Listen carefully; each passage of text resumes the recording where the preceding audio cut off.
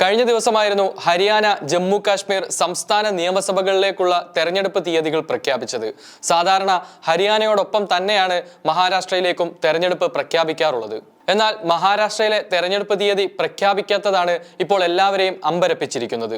ജമ്മു കാശ്മീരിൽ കനത്ത സുരക്ഷ ഒരുക്കേണ്ടി വന്നതിനാലും ഗണേശോത്സവം, നവരാത്രി, ദീപാവലി തുടങ്ങിയ തിരക്കേറിയ ഉത്സവ സീസണും ഒക്കെയാണ് മഹാരാഷ്ട്രയിൽ വോട്ടെടുപ്പ് നീട്ടാനുള്ള കാരണമായി പറയുന്നത്. ഹരിയാനയിലെ നിയമസഭാ തെരഞ്ഞെടുപ്പിനൊപ്പം ജമ്മു കാശ്മീരിലേക്ക് തെരഞ്ഞെടുപ്പ് നടത്തുന്നതിന് വേണ്ടിയാണ് ഇത്തവണ മഹാരാഷ്ട്രയെ ഒഴിവാക്കിയതെന്നാണ് മുഖ്യ തെരഞ്ഞെടുപ്പ് കമ്മീഷണർ രാജീവ് കുമാർ വാർത്താ സമ്മേളനത്തിൽ വ്യക്തമാക്കിയത്. കനത്ത മഴയെ തുടർന്ന് വോട്ടർ പട്ടിക പുതുക്കുന്നതിനുള്ള നടപടികൾ വൈകിയതും ഉത്സവ സീസണും മഹാരാഷ്ട്രയിലെ വോട്ടെടുപ്പ് നീട്ടാൻ കാരണമായതും രാജീവ് കുമാർ പറയുന്നുണ്ട്. നിയമസഭയുടെ കാലാവധി അവസാനിക്കുന്നതിന് മുമ്പ് തന്നെ മഹാരാഷ്ട്രയിൽ തെരഞ്ഞെടുപ്പ് നടക്കുമെന്നും തെരഞ്ഞെടുപ്പ് കമ്മീഷൻ വ്യക്തമാക്കുന്നു. എന്നാൽ തെരഞ്ഞെടുപ്പ് കമ്മീഷന്റെ വാദങ്ങളെ പ്രതിപക്ഷ പാർട്ടികൾ വിശ്വാസത്തിലെടുത്തിട്ടില്ല.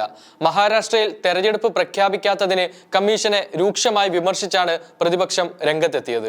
ബോസ് അവർക്ക് അനുവാദം കൊടുത്തില്ലെന്നായിരുന്നു ശിവസേന ഉദ്ധവ് വിഭാഗം നേതാവ് ആദിത്യ താക്കറെയുടെ പ്രതികരണം.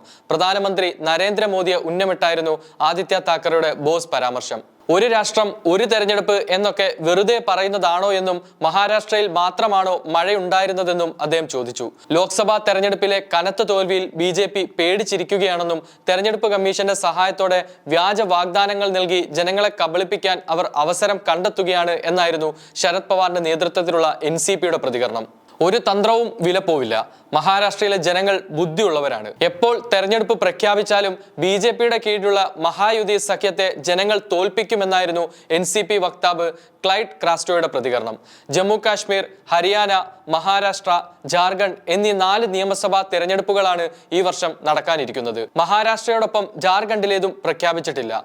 അടുത്ത വർഷം ആദ്യത്തിലാണ് ഡൽഹിയിലേക്കുള്ള തെരഞ്ഞെടുപ്പ് നടക്കുന്നത്.